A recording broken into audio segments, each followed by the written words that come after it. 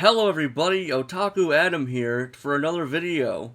Today we're going to be talking about Chainsaw Man. I remembered that Chainsaw Man existed because I just watched that new movie that came out. The movie covered a part of the manga that was actually good, unlike where the manga is right now. While watching the movie, I was reminded of a time where Chainsaw Man was actually worth getting excited for every week. But it also brought back some bad memories too. Like in the beginning of the movie, when they remind me about that stupid fucking door.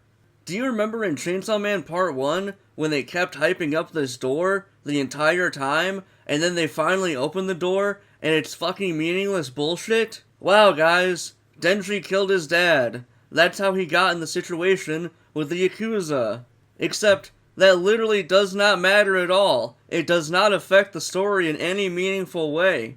Is the point that Denji was responsible for his own suffering? Because that's not entirely true either. Literally, the entire point of the story is that Makima adopted Denji specifically to give him a good life so that she could eventually tear it away from him again and break his spirit. That is the plot of Part 1. It does not matter how Denji got in the poor circumstances that he was in the beginning of the story. It literally does not matter. Because the entire point is that Makima would build up his life and then take it away from Denji again to make him her dog. So when I was reading Part 1 for the first time all those years ago, and they finally opened the door, I thought it was fucking stupid.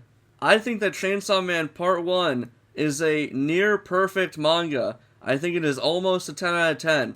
It has some issues, and that door is one of them. That door was a waste of everybody's time. It is so stupid that it does not matter at all that Denji killed his own father. It literally has no bearing on the story at all.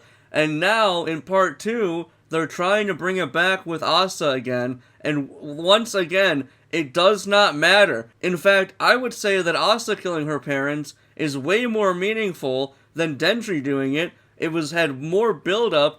They literally, and the only reason that I say that is because there was a part in the beginning of Part 2 where she turns some piece of clothing that her mother gave her into a weapon, and she just mentions it being important. That is more build-up than anything that we got in Part 1 about Denji killing his dad. It was so out of left field, it literally does not affect the story at all. They were hyping it up, I thought it was going to be some groundbreaking discovery, some big truth supernova that was gonna make everything, really tie everything together here. No, it was just a complete out of left field curveball. Hey, did you know that Denji killed his dad before the story started? And that's why he was in that poor situation that he was in? Oh, okay.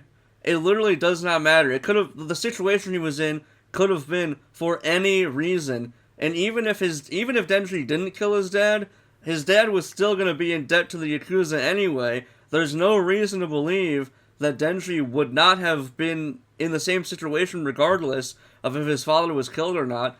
It's just stupid. So anyway, that's why I think that Chainsaw Man Part 1 is basically a 10 out of 10 masterpiece manga, except it has this stupid, blight, waste of time door plot that goes literally nowhere, and they keep bringing it up. Anyway, guys, this was Otaku Adam here for another video. I hope you guys liked it. See you guys in the next one.